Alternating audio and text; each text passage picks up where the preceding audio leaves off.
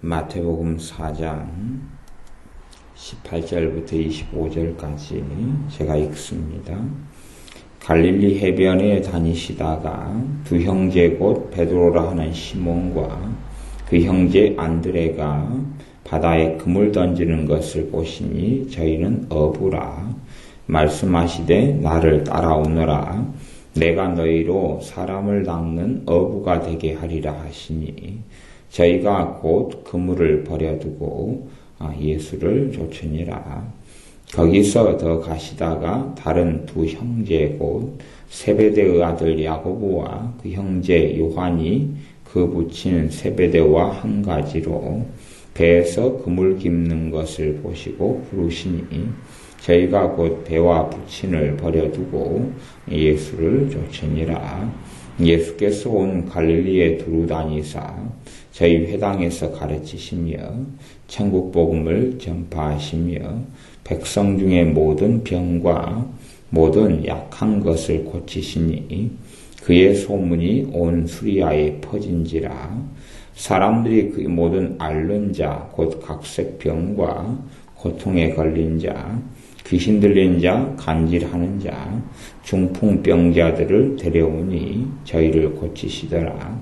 갈릴리와 데가볼리와 예루살렘과 유대와 요단강 건너편에서 허다한 무리가 쫓으니라.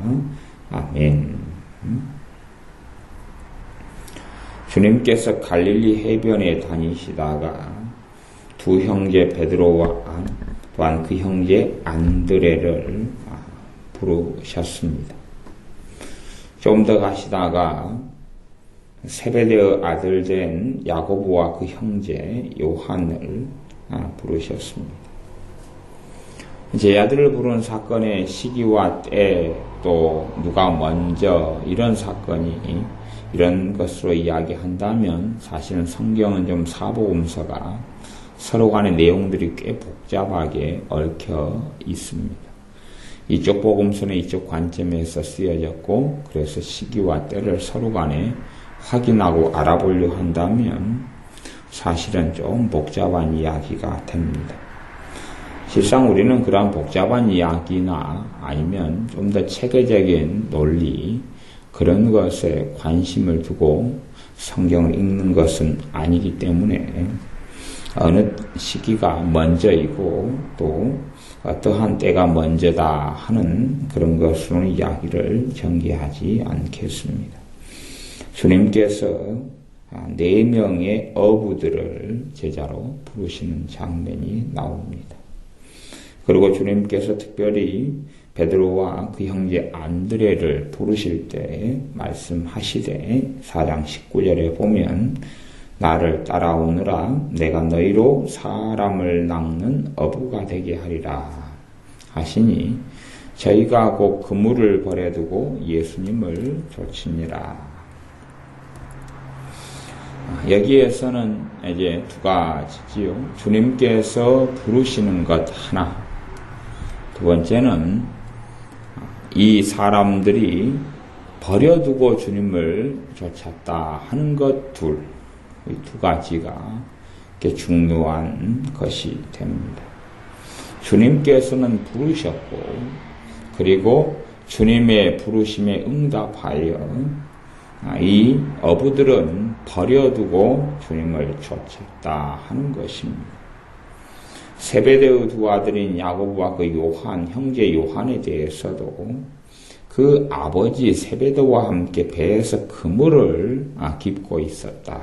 그때에 주님께서 이 두 사람을 부르시니까 배와 부친을 버려두고 예수님을 쫓았다. 그렇게 말씀합니다.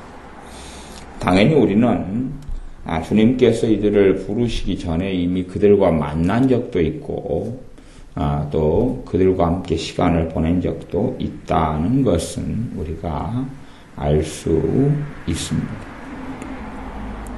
주님께서 이 어부 4명을 제자로 부르셨습니다.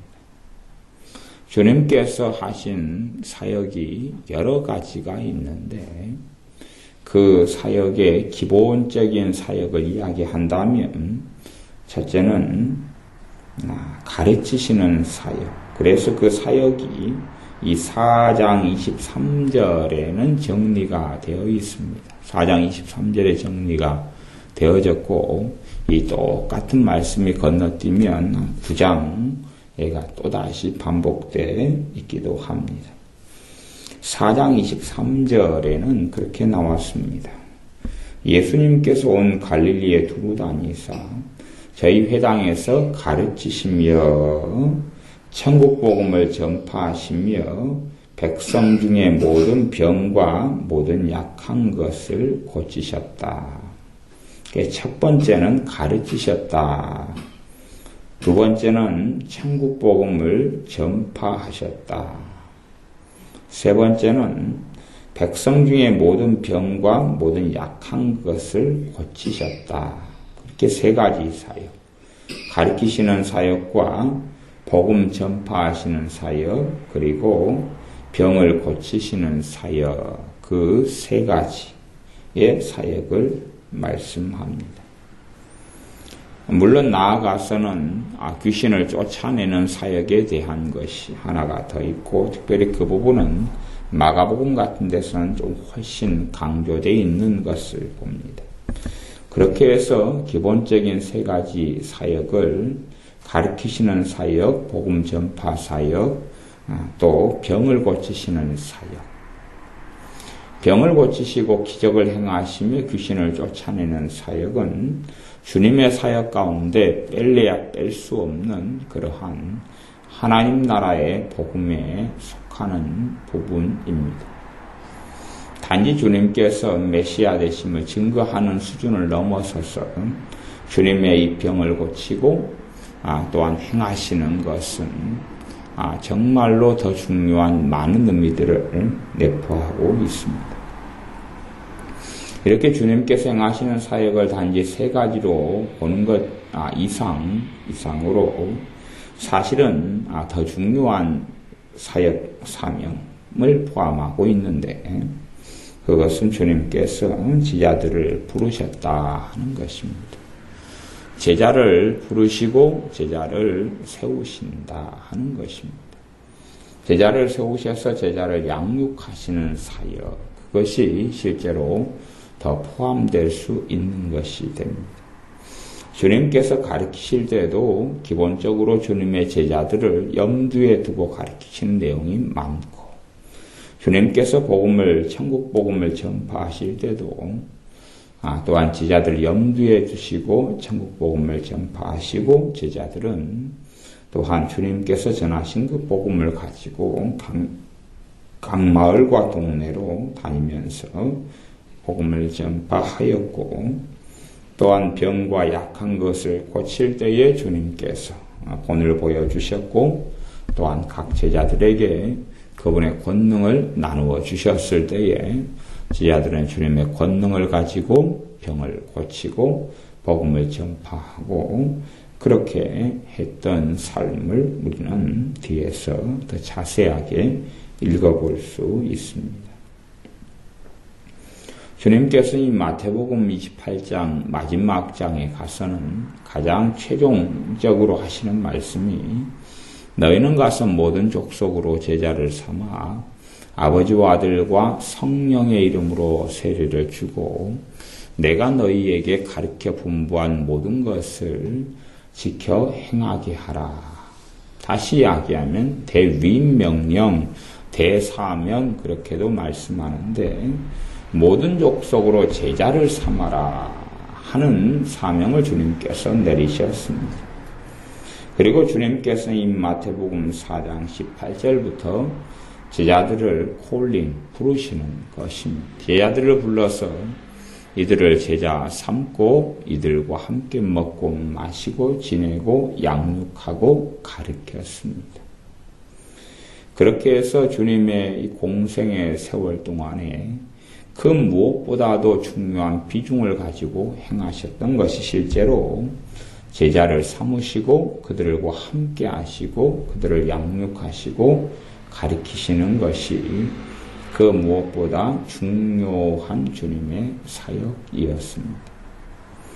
또한 주님께서는 주님의 제자들에게 또한 주님의 자녀들, 주님의 사람들에게 요청하시기를 모든 족속으로 제자를 삼아라 라고 말씀합니다.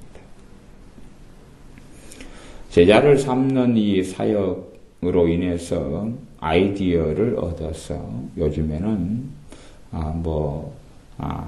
D12라든지 D3, G12, 별것이 이런 개발되어서 프로그램화되어서 가르쳐지고 전해집니다. 그 가운데 이제 얼마나 많은 영역과 부분이 주님의 제자 삼는 사역과 중복되고 겹쳐지고 다른 점이 많은지 그런 것까지는 꽤 복잡합니다. 실제로는 많은 제자 삼는 사역을 가지고 프로그램화 시키는 이러한 것을 볼 때에 주님의 제자 삼는 것하고는 원리상으로 같다고 가져왔지만 꽤 다른 것들을 많이 볼 수밖에 없습니다. 어찌되었든 우리는 우리 인생과 삶 속에 주님을 따르는 여정과 길 속에서는 우리가 독불장군이나 외톨배기로 주님께서 살기를 원치 않고 교회를 세우기를 원하시고 그리고 그 교회의 본질 속에는 제자 삼는 사역이 들어가 있다 하는 것입니다. 제자 삼는 사역이 들어가 있다. 그래서 실제로는 교회의 형성과 모습과 모양을 따진다면 제자와 제자를 양육하는 사람 이렇게 두 가지 모습으로 교회가 존재할 때에 교회는 건강하고 바르게 되는 것입니다. 하지만 지금 현대적인 교회의 모습과는 일상적으로 좀 다르다 하는 것을 봅니다. 제자를 삼으려면 결국은 제자를 삼는 사람, 그 리더가 되는 사람이 영적으로 앞서가야 되겠죠. 주님을 더 알아야 되고 닮아가야 되고 주님을 더 알아가야 되지요. 그런 것에서 현재의 교회의 이런 G12라든지 등등의 것이 실제적인 문제와 난점을 가지게 됩니다. 왜냐하면 교회 목회자를 교인들 가운데 신앙의 순, 믿음의 순, 주님을 아는 순으로 줄을 세워놓는다면 사실은 가장 선두에 있기보다는 중간이나 후미나 심지어 말미에 있게 되는 일이 많기 때문에 그렇습니다. 내가 아는 것만큼 가리킨다 하는 말이 있는데 그 말대로 실제로는 주님과 실제적인 관계 속에서 실제적인 주님과의 삶 속에서 하나님의 말씀이 구체화되고 실제화되고 하는 것들을 겪고 체험하고 알고 누리고 그렇게 살아가면서 그러한 말씀을 가르치고 양육할 때에 사람들은 바르게 주님의 제자로 세워져가는 과정 속에 드는 도움을 줄 수가 있습니다. 그러나 사실은 많은 지식으로 성경 지식으로 교재를 만들어서 대체하고 그렇게 몇 가지의 것을 섞어서 가르치고 그러한 것을 한 3개월 교재를 하고 6개월 어떤 교재를 가르친다 해서 과연 제자를 양육하는 게 될 수 있을 것이냐. 주님도 제자를 양육하는데 3년의 이상의 시간을 보내셨습니다. 그런데 많은 사람들은 프로그램화 시켜서 몇 가지 지식과 교재를 가지고 이것을 제자를 삼을 수 있다라고 생각합니다. 또한 어떤 교회에서는 어떤 사람은 리더로 임명하고 또 어떠한 사람들을 그 사람의 제자로 임명해 줍니다. 이런 기계적인 관계 속에서 과연 스승과 제자가 되고 제자 삼는 사역이 가능할 것이냐. 그냥 겉으로 보기에 어떤 사람을 임명하고 그렇게 하고 다른 사람들을 그 밑에 예속된 제자들로 임명해서 가르침을 받게 합니다. 과연 리더로 임명한 사람이 바르게 진리를 가르칠 것이냐. 물론 이제 기본적으로 가르치는 교재를 주고 가르치는 내용을 주기도 합니다. 과연 그것이 주님의 제자 삼는 사역과 얼마나 가까울 것이냐. 근데 주님의 제자 삼는 사역에 있어서는 본질적으로 교제가 없었다는 사실이지요. 교제가 없었다는 사실. 그들의 삶으로, 기도로, 그들이 깨달은 말씀으로 양육하고 가르쳤다는 것입니다. 교회의 중심 안에는 이 제자 삼는 사역이 들어왔는데 현대 교회 속에 가지고 들어온 이 제자 삼는 사역의 모델과 모습들이 실상은 주님의 하시는 것과는 꽤 많이 다르다 하는 것은 우리가 기본적으로 알고 지나가야 되고, 하지만 나아가서는 교회 안에 이러한 제자 삼는 모습과 일이 그런 면에서 본질적으로 없는 교회들, 또 없는 가운데 교회들이 세워져 간다는 이러한 가장 근원적인 문제가 있다 하는 것입니다. 단지 한국 교회의 문제만이 아니라 전 세계 교회의 문제 가운데 이런 게 있다 하는 것입니다. 실제로 이제 이런 제자 삼는 사역의 부분에서 좀 앞서가는 곳들이 있다면, 기성의 이런 기존 교회, 이걸 로컬 처치라 그러는데, 이 전통적인 이 교회라기보다는 파라처치라고 말하는 선교단체들이 이 제자 삼는 사역을 좀 더 잘하고 있다, 그렇게도 볼 수가 있습니다. 하지만 이 파라처치 선교단체도 제자 삼는 사역에서 어떤 교재, 어떤 프로그램, 자신들이 인위적으로 만든 얄팍한 내용의 이런 교재를 중심으로 제자를 삼는 것을 하지 본질적으로 더 깊이 나아가지를 않는다 하는 결함을 안고 있습니다. 단지 지식을 전수하고 인간관계의 모임을 형성하고 만들어가는 것 정도에서 그치는 것이죠. 실제로 이제 다락방 모임을 갖는다, 아니면 숨 모임을 갖는다, 구역 모임을 갖는다, 감리교식으로 하면 속회를 갖는다. 그렇게 하는 것이 실제로 이게 제자 삼는 시스템과 모습 속에서 나오게 됩니다. 제자를 삼으려니까 소모임으로 군데 존재할 수밖에 없는 것이고, 그리고 그 가운데 리더가 말씀을 가리키고 양육하고, 함께 신앙생활을 하고, 함께 기도생활을 하고, 함께 생활을 하는 것이죠. 서로 엮어져 가면서 그렇게 하는 것입니다.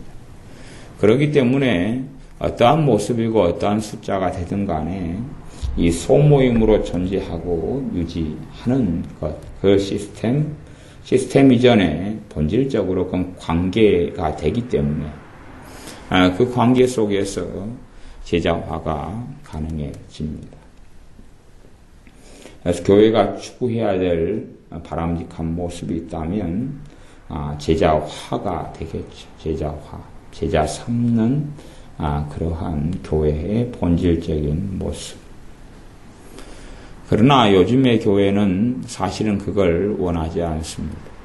이 제자라는 것이 한국 사회로 들어오면, 스승과 제자로 흘러가면 어떠한 관념을 쉽게 가지냐 하면 계급주의의 양상을 띠게 됩니다. 교회 안에서도 계급주의 양상을 띠면서 주님의 제자 삼는 사역과는 다른 방식, 다른 방향으로 흘러가는 것이 너무나 쉽게 됩니다. 그러므로 우리는 제자 삼는 사역과 삶에 대해서는 사실은 굉장히 중요한 주제이면서 아주 어려운 주제가 될 수밖에 없다 하는 것을 생각해야 됩니다. 그러나 우리의 평생에 이 제자 삼는 사역에 대한 이러한 고민, 이러한 기도, 이러한 삶에 대해서 우리가 연구를 해야 되는 부분이 반드시 필요하게 됩니다. 왜냐하면 주님께서 우리에게 주신 지상 명령이기 때문에 그렇습니다. 제자를 삼는 삶.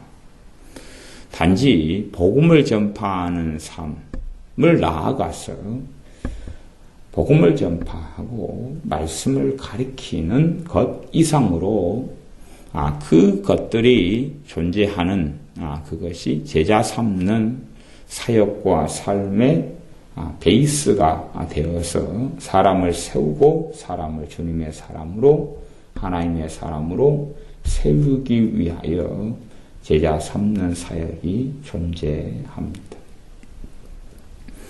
그래도 꽤 많이 과거에 주님의 제자 훈련 계획 이런 등등 로버트 콜만의 책, 또 존 스토트의 제자도 등등의 정말 많은 책들이, 또 제자입니까 호아노리투지 카를로스 목사님의 책들 등등 제자화 또 제자에 대한 책들이 그래도 꽤 좋은 책들이 많이 나온 것들이 많습니다.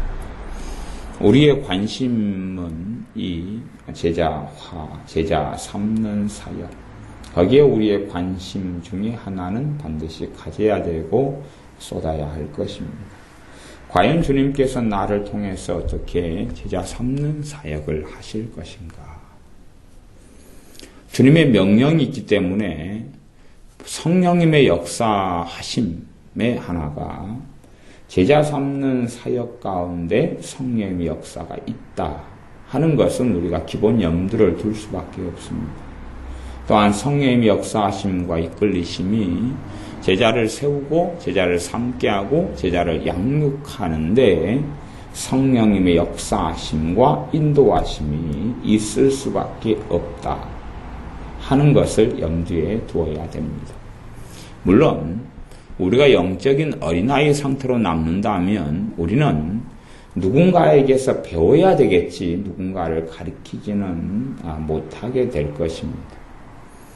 문제는 이제 교회 가운데 영적인 사람보다는 육적인 사람이 많아져서 육적인 사람들이 제자들을 가르치는데 앞장서고 자신이 무엇을 안다고 앞으로 드러내고 나서는 것이 교회의 황폐화와 교회의 영적인 문제들을 양산하는 중심에도 놓이게 될 것입니다.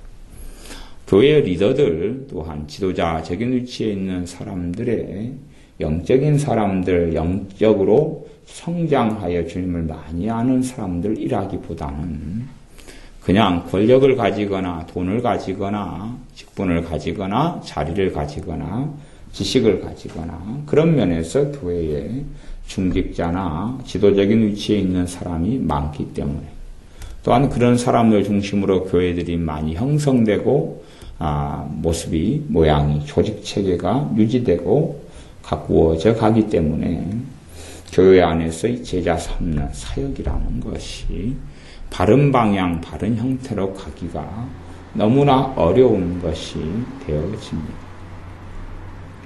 그럼에도 불구하고 우리는 우리의 믿음이 성장하고 자라갈수록 반드시 성령님께서는 주님께서 길을 걸으셨던 것처럼 제자들을 구체적으로 표현해서 드러내서 제자들을 삼고 그리고 양육하는 그런 모습은 아닐지 몰라도 결국은 우리를 성령님께서 이끌어 가시는 사역 중에 하나가 제자 삼는 사역이 될 수밖에 없다는 필연성, 그 당위성은 반드시 알고 있어야 합니다.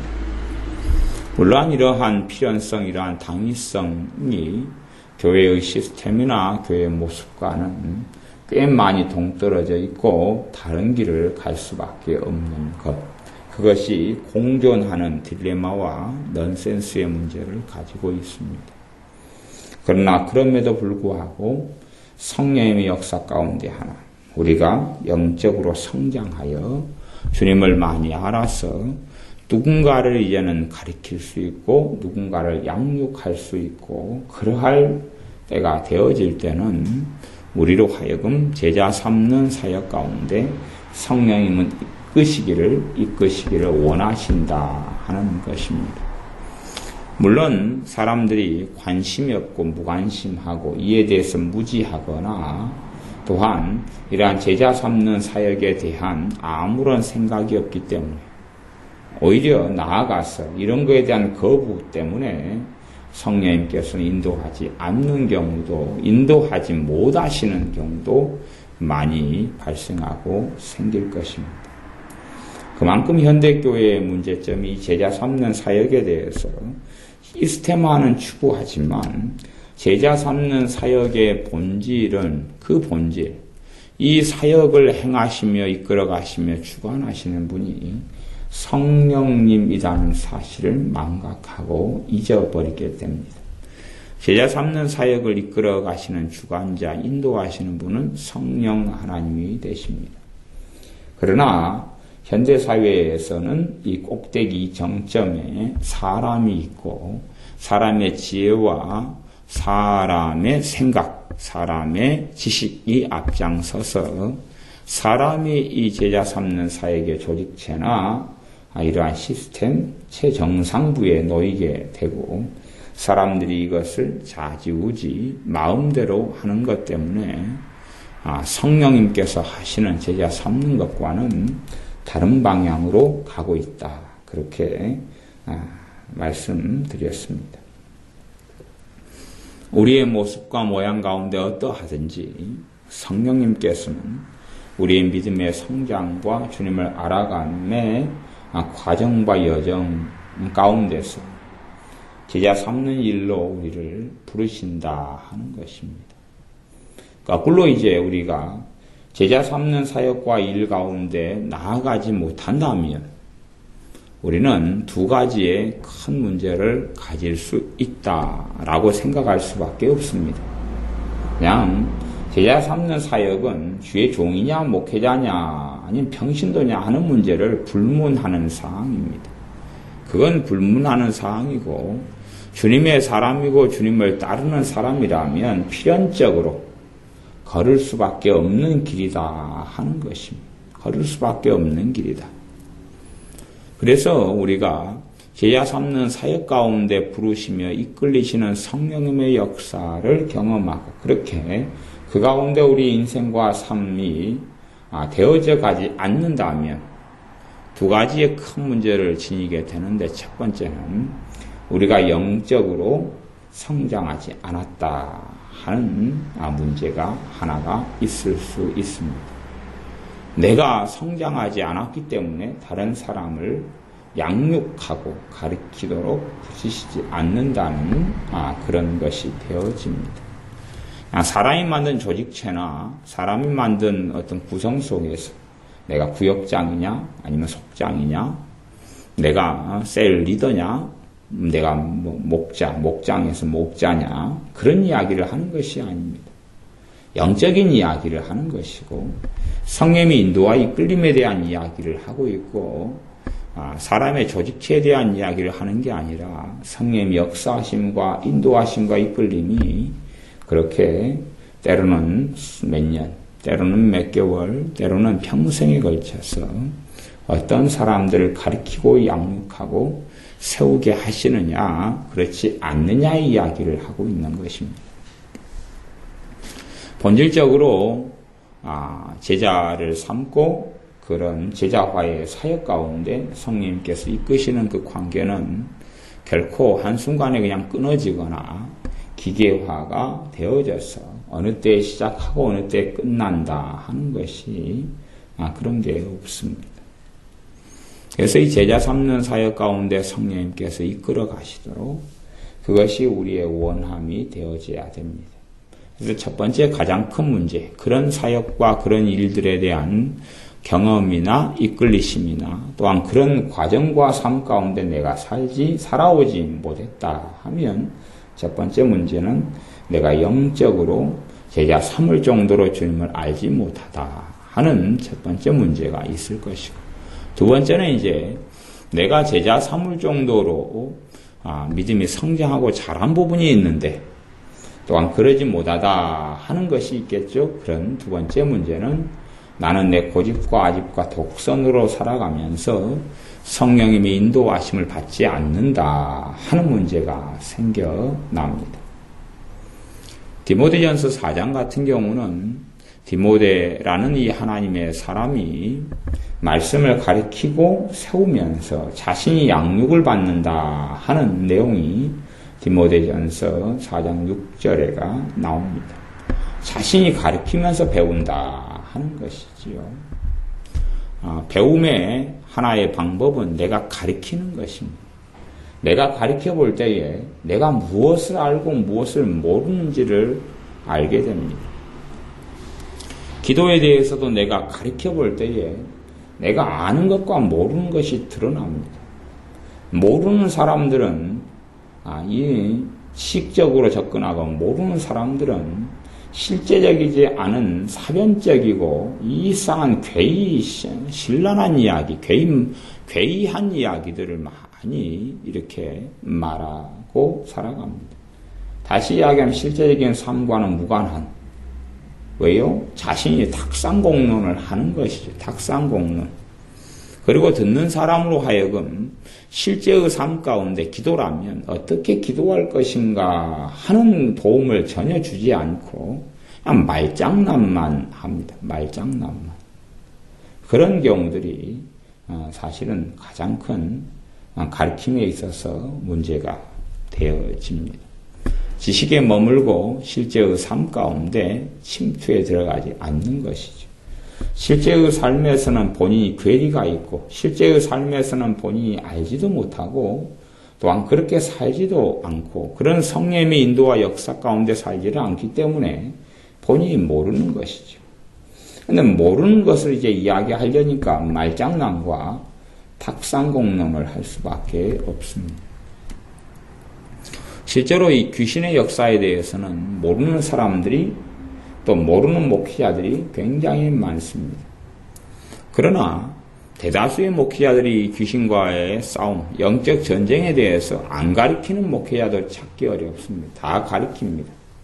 또 어떠한 사람은 유별나게 영적 전쟁을 많이 가르치는 사람들도 있습니다. 그 가운데 어떠한 영적 전쟁을 꽤 강조하고 가르치는 분들의 가르침을 보면 제가 간혹 느끼는 것은 그런 겁니다. 이분이 뭘 모른다. 이분이 이렇게 모르는 탁상공론을 어떻게 일삼을까? 그런데 유감스럽게 그걸 듣는 사람들이 그 내용이 맞는 것처럼 빠져들고 굉장히 중요한 가르침으로 받아들인다는 것이 문제입니다. 모르고 자기도 알지 못하는 내용을 횡설수설하며 말도 안 되는 것을 갖다가 막 끌어들여서 가르치는데 그것이 맞는 것처럼 탁상공론을 합니다. 그런 말장난들을 참 많이 봅니다. 요즘 현대에 들어오면서 그런 해석들을 많이 합니다. 창세기 6장에 보면 하나님의 아들들과 사람의 딸들이 결혼해서 네피림이 생기고 그렇게 거인족 용사가 나고 하는 이야기가 창세기 6장에 있습니다. 모르면 그냥 난해구절로 놔두면 되지. 역사 이래로 3가지 해석이 있었다는 둥 어쨌다는 둥 그러면서 결국은 이 타락한 천사가 하나님의 아들들이었다라고 가르치고 이 천사하고 사람하고 결혼해가지고 애를 낳았다. 그렇게 가르치는 것입니다. 그런 식으로 행설수설하고 이렇게 성경을 갖다 대고 저렇게 갖다 대는 어리석은 사람들. 그런 가르침들이 요즘에는 갈수록 만연돼 가는 것 같습니다. 얼마나 이 원수 마귀 사탄의 역사, 귀신의 역사를 모르는지. 그래서 이 귀신들이 사람하고 결혼할 수 있다고, 그래서 애를 낳을 수 있다고 말하는 거지요. 그러면 아마 생각해 보십시오. 얼마나 끔찍한가. 어떤 사람의 귀신의 역사는 그 사람이 언제 임신해가지고 애를 낳을지 모르게 될 것 아닙니까? 그래서 귀신은 남성이었다든지, 그렇게 이제 남성으로만 천사가 나왔다든, 그래가지고, 귀신만 역사하고 귀신만 들리면 언제 처녀가 애 낳아서, 처녀가 애 낳아가지고 애 낳았다는 이야기 심심하게 들리지 않겠습니까? 귀신이 역사 안 하는 사람이 얼마나 있고, 때로는 불신자 가운데, 때로는 무당 가운데, 무당들은 맨날 임신해가지고 애 낳겠네. 귀신과 함께 사니까. 그러니까 이 얼토당토하는 상식이 전혀 없는, 실제 지금 현재의 삶에 대한 상식이 없는, 지금도 그러면 맨날 귀신은 사람들이 역사하니까 거인족도 태어나고, 그럴 것 아닙니까? 이상한 괴이신랄한 해석들을 하면서 사람들을 가리키고 오도하는 걸 봅니다. 근데 그런 동영상을 제가 유튜브라든지 이렇게 보면 조회수가 몇만이 나오는 거예요. 얼마나 인기가 많고 얼마나 많은 사람 그게 심취해가 보는지 그런 가르침, 괴이신랄한 것들이 굉장히 많아요. 뭘 모르면서 아는 듯이 가르치면 사람들은 거기에 확 빠져들어갑니다. 이러한 가장 심각한 문제들이 있습니다. 내가 바르게 알지 못하는 것은 사람의 사변이나 탁상공론의 일삼을 게 아니라 내 수준에서 잘 이해하지 못하고 알지 못하면 안다고 하지 말고 난해 본문으로 놔두고 넘어가는 것이 맞겠죠. 내 수준에서는 아직 이게 단단한 식물이고 이게 어려운 것이구나. 내 믿음의 수준에서는 이 성경 66권 가운데 아직 소화하지 못할 부분이 많다 하는 것을 알아야 됩니다. 내가 성경 66권을 다 안다. 우리나라 유명한 어떤 목회자와 그를 따르는 수없이 많은 목회자들은 성경 66권을 한 구절도 빼놓지 않고 가르친다는 사람들이 있습니다. 저는 그 사람들을 가르쳐 그렇게 생각합니다. 얼마나 오만방자하길래 성경 66권을 자신들은 다 안다고 생각할까? 다 거기에서 가르칠 수 있다고 생각할까? 믿음의 여정과 수준이 달라서 젖이 있고 단단한 게 있다는 고린도 전서의 말씀은 왜 모를까? 멜기세덱 같은 경우는 오히려 하나님의 말씀을 들었던 초대교회라 할지라도 듣고 깨닫는 것이 둔하기 때문에 이 하나님의 사람이 더 진도를 나가지 못하고 스톱할 수밖에 없었다는 것을 왜 이해하지 못할까? 우리 주님께서도 더 많은 걸 받아들일 준비도 안 됐고 강팍한 사람들에게 비유로 말씀하시고 그 뜻을 풀어서 가르치지 않으셨다는 이 기본적인 사항들을 왜 알지 못할까? 그래서 알지 못하는 사람들, 잘 모르는 사람들이 착각하는 것이 뭐냐 하면 나는 안다 하는 것이죠. 알면 알수록 아는 사람들은 벼가 익을수록 고개를 숙인다고 나는 모르는 게 너무 많다는 진실에 직면하게 됩니다. 그러나 뭘 모르는 사람들, 수박 거달기로 아는 사람들은 확신하기를 나는 많이 안다. 나같이 성경을 많이 아는 사람은 별로 없다 등의 말을 합니다. 심지어는 또 유명한 세미나를 하는 어떤 분은 그렇게 가르치더라고요. 당신들이 성경을 50년을 읽어도 알지 못하는 걸 내 세미나 며칠 참석하면 그걸 깨닫게 되고 알게 된다.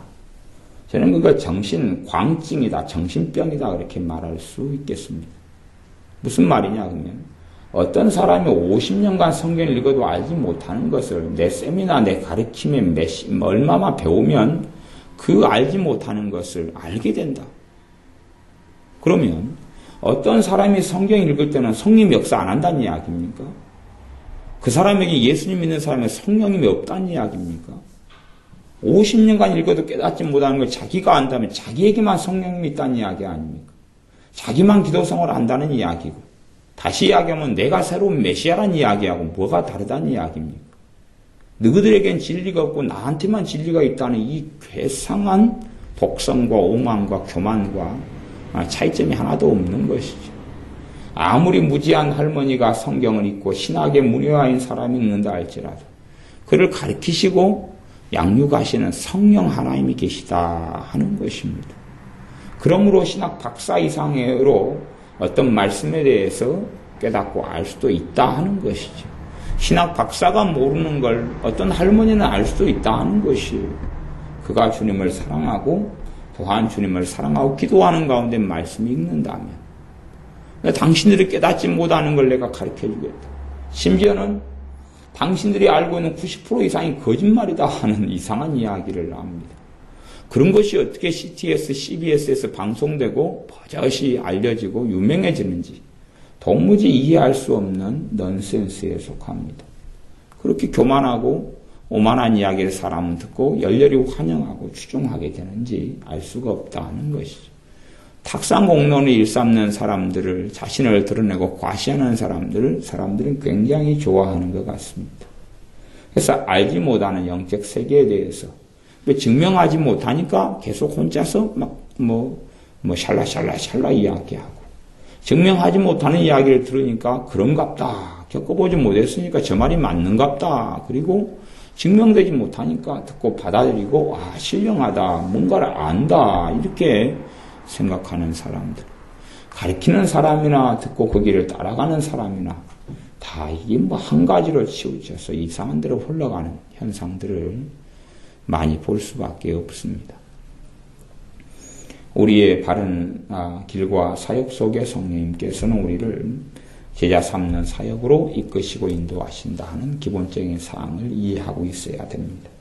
그리고 또한 모든 신자의 사명 가운데 가장 중요한 사명으로 하나 꼽을 수 있는 것이 제자 삼는 사역이다 하는 것입니다. 이거에는 예외가 있을 수가 없습니다. 그러므로 이에 대한 주님의 부르심이 반드시 모든 주님을 알아가고 성장한 사람들에게 있다 하는 것입니다.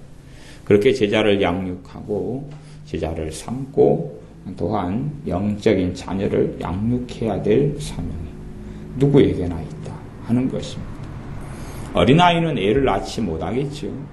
하지만 이제 어른이 되고 성인이 되어지면 결혼을 기대하고 자녀를 갖는 걸 기대하는 것처럼 영적으로 동일하게 성장하고 자라면 영적인 자녀를 양육하고 육성하는 것을 기대할 수밖에 없습니다. 말씀을 끊임없이 가르치고 양육하고 세우고, 그래서 이러한 관계 속에 교회는 교회는 계모임 같은 사회가 아니라 영적인 아비와 영적인 자녀들로 형성되는 그런 사회가 되는 것입니다. 그런 사회 속에 싸움과 다툼과 시기와 질투가 존재하는 것이 아니죠. 자식이 부모를 질투하거나 부모가 자식을 질투하는 그런 일이 어떻게 생겨나겠습니까? 때로는 청출어람으로 자식이 부모보다 잘난 자식이 생기기도 하지만 부모는 이를 기뻐하고 감사하지 질투하지 않습니다. 시기하지도 않습니다. 자식이 잘 되는 것에 대해서 배아파하지 않습니다. 어떤 정신나간 부모를 제외하고 정상적인 부모가 자신의 자녀가 성공하고 잘 되는 것을 시기하고 질투할 부모가 어디 있겠습니까? 그것처럼 영적인 제자화는 영적 부모와 영적 자녀라 하는 말로 설명할 수 있습니다. 내가 다른 사람을 세우고 사랑하고 그의 영적 부모가 되어서 내가 그의 영적인 교사, 선생이 되어서 스승이 되어서 그를 가르치고 양육하는데 거기에 어리석은 것이 끼어들 자리는 없다 하는 것입니다. 학교 선생님이 바른 교사가 아이들에게 수업을 가르치고 공부를 시킵니다. 근데 아이가 너무 공부를 잘해버리니까 시기하고 질투난다 하는 이야기를 누가 듣습니까 도대체? 선생님이 잘 가르치고 이걸 잘 따라오면 교사는 좋아하고 반가워합니다. 그리고 더 깊이 있는 내용을 가르쳐 주고 싶어 합니다. 그게 정상적인 교사겠죠.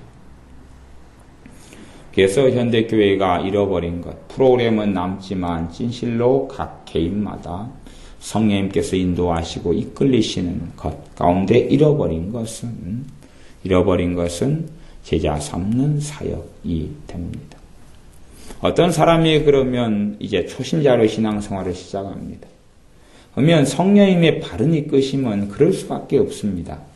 그 사람을 고아처럼 떠돌이처럼 놔두는 게 아니라 누군가에게서 양육받게 하시는 성령님의 역사로 흘러갈 수밖에 없습니다. 이게 기본적인 것입니다. 누군가의 제자로 누군가의 돌봄과 누군가의 보살핌과 누군가의 양육을, 물론 심지어는 단 한 명만의 양육이 아니라 여러 명의 보모, 여러 명의 스승, 스승은 그리스도 안에 1만 스승이 있지만 아비는 많지 아니하다 그랬으니까 그의 영적 부모는 많이 있을 수가 없겠죠. 그러나 여러 사람의 양육을 얼마든지 받을 수 있습니다. 하지만 요즘은 독불당군처럼 네가 높네 내가 높네를 따지기 때문에 누군가를 나의 영적인 교사와 나의 영적 스승으로 삼기를 주님이 원하신다는 아무런 자각을 하지 않습니다. 왜? 내 잘난 맛에 사는데 내가 잘났는데 내가 누구에게 배우고 싶어 하느냐 하는 것입니다. 내가 똑똑하고 내가 영리한데 내가 누구에게서 배우고 싶은 마음이 있겠습니까? 그러니 똑똑하고 영리한 사람들 그 사회 속에서 아니면 신앙생활하는 가운데 주님의 말씀하시는 것은 또 무관심한 사람들, 그런 부류가 많잖아요. 무관심해요. 주님이 하시는 말씀 전혀 관심이 없어요. 내 삶만 관심이 있고 내 인생만, 내 복지만, 내 행복만, 내 가정만 관심이 있고 내 먹고 사는 것만 관심이 있지 주님의 말씀에는 무관심합니다. 무관심해요. 그냥 프로그램 따라가고 시스템 따라가지 주님께서 1대1로 성령님께서 1대1로 나를 이끄신다는 건 무관심해요. 현대사회에 현대교회에 가장 큰 문제점이 있다면 물론 수많은 문제점이 있지만 그 가운데 그리스도인 주님의 사람으로 가장 큰 문제점을 이야기한다면 성령님의 인도를 받질 않아요. 성령님의 인도가 뭔지를 몰라요. 성령님의 이끌림이 뭔지를 몰라요. 그게 가장 큰 문제입니다. 교회 안에 성령님의 역사는 없고 사람만 남게 되는 것 같아요. 성령님께서 역사하시고 임하시고 이끄셔야만이 하나님께서 받으시는 교회가 되고 하나님께 영광 받으시는 인생과 삶이 되는데 성령의 인도하심을 몰라요. 아예 몰라요. 그걸 환타지나 환상의 세계 속으로 생각합니다. 아니면 그걸 신비주의로 생각하기도 해요. 그냥 이렇게 사는 게 성령의 인도지 뭐가 있느냐 하는 생각입니다. 물론 또 성령의 인도하심에 대해서 무지할 뿐만 아니라 관심도 없어요. 얼마나 로마서가, 얼마나 성경이 성령의 인도하심. 또한 우리 주님께서도 요한복음에서도 양은 목자의 음성을 안다. 양은 내 음성을 듣는다라고 말씀하셨는데 성령의 인도하심, 이끌리심이 목자의 음성이 성령님을 통해 나타난다는 것을 이해를 하지 못하고 이에 대해서 무지하다. 그 말이면 무지해요. 그러니 사실은 어떻게 제자 삼는 사역 가운데 또한 제자화의 일과 삶 가운데 그것이 주님께서 교회 안에 베푸신 복 중에 정말 귀하고 좋은 복인데 그러한 것이 교회 안에 사라지고 없어져 버리는 것입니다. 무관심, 아무런 관심 없습니다. 그리고 그러한 성령의 인도하심을 받지 않은 무엇보다 영적으로 성장하지 못하는 만년 갓난아이 신자들로 교회가 채워져 있는 것. 그러니 누가 누구를 또 가르칠 수 있단 말입니까? 도토리 키재기인데 5살짜리가 4살짜리를 가르칠까요? 7살짜리가 6살짜리를 가르칠까요? 도대체 뭘 가르칠까요? 10살짜리는 좀 가르칠 게 있겠죠. 10살 정도 돼도 초등학교 3학년이니까 무엇이 무엇을 가르치느냐, 누가 누구를 가르치느냐 아주 복잡한 문제가 되어져 버리고 맙니다. 물론 사리 분별력도 별로 없겠죠. 때로는 옳은 걸 하나 이야기하면 틀린 건 9개, 10개를 이야기하겠죠. 그렇게 요상하고 이상하게 변해버립니다. 영적으로 성장한 사람이 드물고 적거나 없는 교회가 되어져 간다는 사실. 영적으로 장성한 분량에 이르는 사람들이 드물어져 가고 없어져 가는 교회의 현실. 그러니 장성한 주님을 아는 사람들이 많이 있을 때에 그들이 아비가 되고 스승이 되고 교사가 되어서 제자를 삼고 자녀를 키우고 양육할 수 있는데 그러한 것이 안 된다는 사실이 됩니다. 실제로 목회자는 영적으로 장성한 사람이 되어야 한다. 감독, 집사, 장로, 주의 종, 그 자격들이 디도서, 디모데 전서, 디모데 후서 이렇게 성경에 계속 반복되어서 나오는데 그걸 한마디로 요약한다면 영적으로 장성한 사람이 해야 된다. 그렇게 요약할 수가 있어요. 영적으로 성장하고 장성한 사람의 모양과 모습, 열매가 무엇인지 그것을 가지고 이야기합니다. 그런데 그냥 신학교 나오고 신학 지식을 조금 알고 그리고 하는 현대화된 교회의 가장 큰 문제와 넌센스가 있죠. 그렇게 되니까 탁상공론을 일삼고 지식을 일삼고 신학 책을 몇 개 본 다음에 그리고 목사 안수를 받은 다음에는 나는 영적으로 장성했다고 착각합니다. 아니 생각해 보십시오. 목사님 100명을 모아놨으면 자신이 영적으로 장성하지 않았다고 생각하는 사람이 어디가 있을 것 같습니까? 목사님 100명이 있으면요. 그 가운데 많은 사람은 자기같이 성경 잘하는 사람이 별로 없다고 생각하고요. 심지어 자기같이 설교 잘하는 사람도 몇 명 없다고 생각하고 자신같이 영적으로 주님을 깊이 있게 아는 사람도 별로 없다고 생각하고 다 자기 잘나는 맛에 다 있습니다. 하지만 실제로 영적으로 장성해서 주님을 깊이 아는 사람이 100명은 다 자기는 주님을 깊이 안다고 생각하고 영적으로 장성하고 성장했다고 생각하고 G12를 한다면 G12의 정점에 자기가 있다고 자기를 놔도 된다고 자기를 놓고 살아가는 모습을 가지지만 그러나 실상은 영적으로 장성했느냐 하는 이야기입니다. 전혀 영적으로 성장하지도 않고 장성하지도 않은, 그런데 착각들은 그렇게 다 하고 살아가는 거예요. 그 시스템과 그 구조 속에서 도대체 어떻게 한국교회가 흘러갈 수밖에 없느냐 하는 것입니다. 본질적으로 영적으로 장성하고 성장한 사람을 주님은 주의 종으로 콜링한다는 사실입니다. 영적으로 어린 사람이 주님의 콜링을 이 에레미야처럼 모태로부터 택정함을 받는 사람처럼 그런 경우는 있습니다. 그러나 본질적인 주님의 콜링과 부르심은 영적으로 성장하고 안 다음에야 사실은 일반적으로 있다 하는 것입니다. 갓난아이에게 칼을 맡겨주겠습니까? 갓난아이에게 총을 맡겨주겠습니까? 어떤 신학생들은 제게 묻습니다. 저는 콜링을 안 받았습니다. 저는 개인적으로 주님의 부르심을 안 받았습니다. 그럼 내가 주의 종인 걸 어떻게 확신하고 걸어갈 수 있겠습니까? 그래요. 정말 그에게 필요한 건 콜링이 아니라요, 주님을 아는 것이에요. 아니, 주님을 더 알아가고 주님과 가까워지고 믿음이 성장하고 잘하는 게 중요한 거지, 콜링이 중요한 게 아닙니다, 본질적으로. 이 주의 종 하나님 일을 하는 데 있어서 이 개인적인 콜링이라는 게 너무 중요한 것 같지만 사실은 그가 얼마나 주님을 알고 믿음이 성장했고 장성했고 잘하느냐가 100배 더 중요한 것이에요.